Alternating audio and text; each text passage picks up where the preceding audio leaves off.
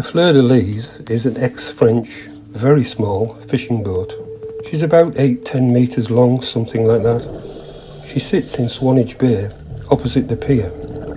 She's a fine wreck to dive, with lots of life in every nook and cranny. I'd recommend it to anyone, from beginner to experienced.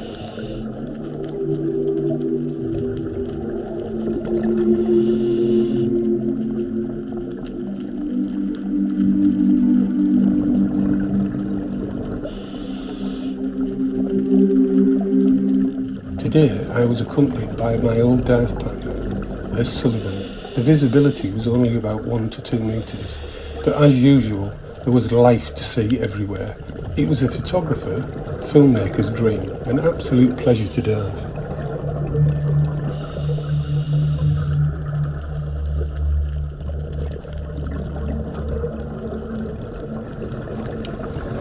I think one of the things the Fleur de Lys shows you is that any structure underwater attracts a place for things to live and thrive.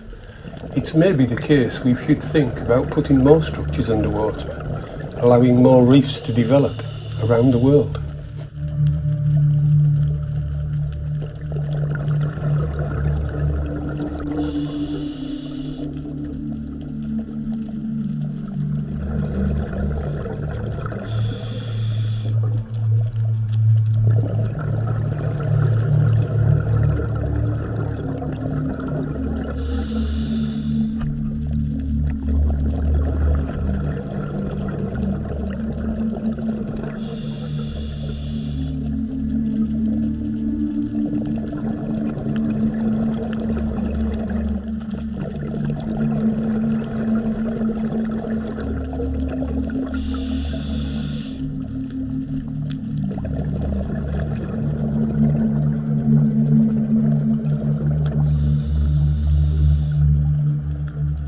This is the steering gear and rudder post, and just below it the propeller.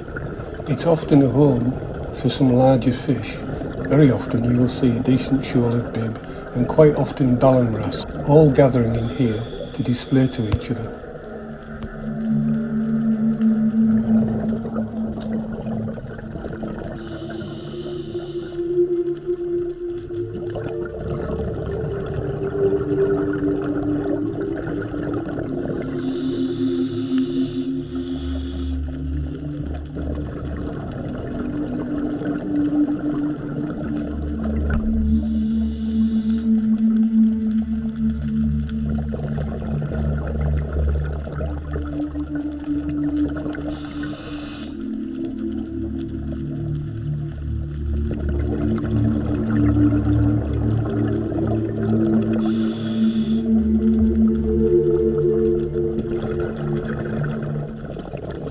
Quite a large shoal of bib. I love how they turn and jive across in front of the camera lights, lighting up the sides of their bodies.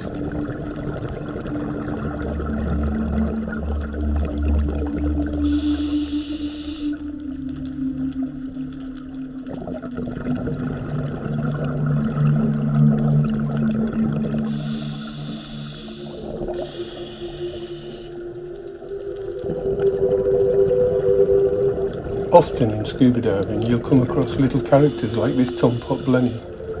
He really did sit there and play with me. He was moving in and out of his hole constantly, he was keeping his eye on me. He certainly wasn't taking his eye off me the whole of the time I filmed him. He was quite an incredible little character really. I do love Tom-Pot Blennies.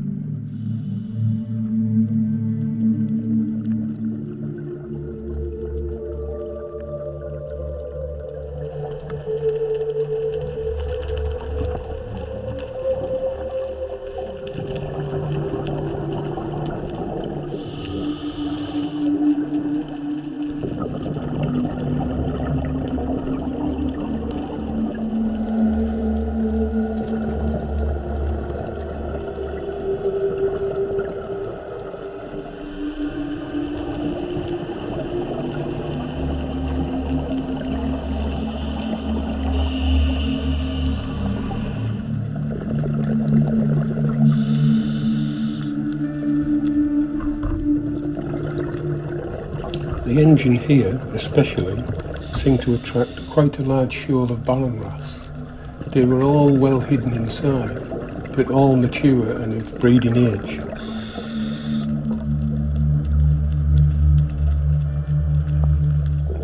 There is a rope on the bottom from the Fleur de Lys which travels across to a small barge, about 50 metres away. It's not very big, but again it's always covered in some interesting life.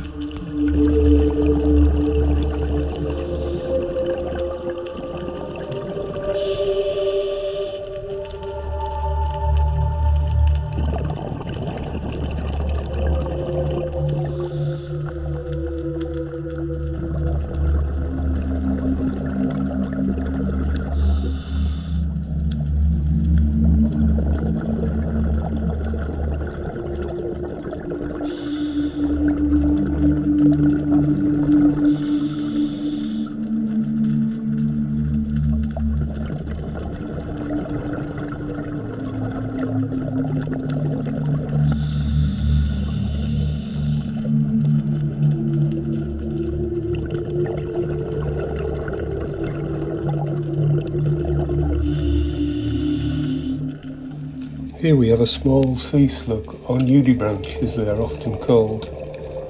It's small with a translucent body and lemon appendages all over its body. And when I say small, it's less than half an inch long, so quite difficult to film.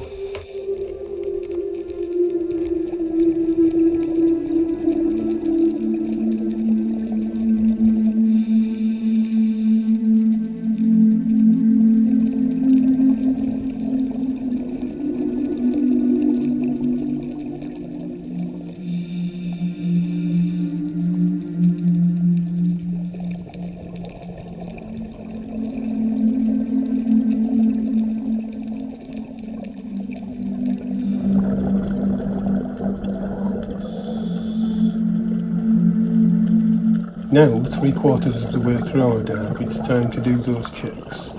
Check to see how much air I've got left in my tank, what depth it is, what temperature it is, etc. Just to keep abreast of everything that needs to be under control.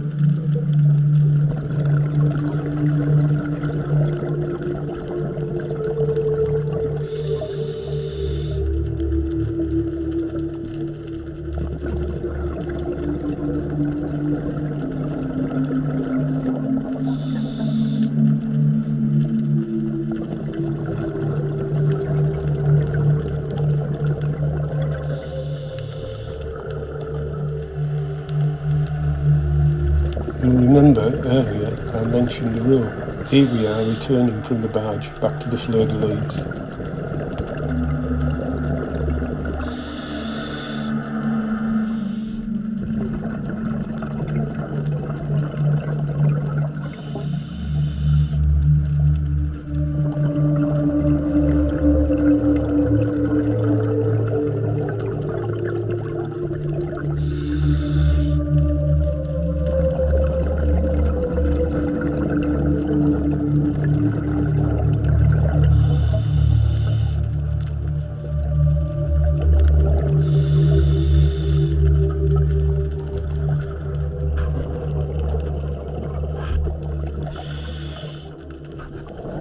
The test of any underwater environment are the visibility of its major predators. Here you can see a conger eel. What's more, for the first time in a long time, this one decides he's going to come out and swim across from one hole to another, making it totally pleasurable. An incredible thing to see that I've not seen very often in 40 years of diving.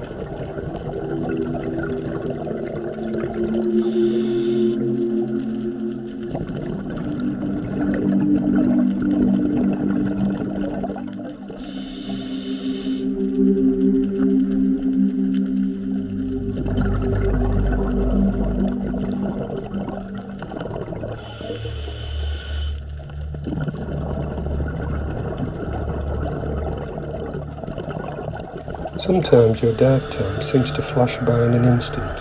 55 minutes gone in the wink of an eye, and here we are returning back to the surface to do our safety stop on the way up.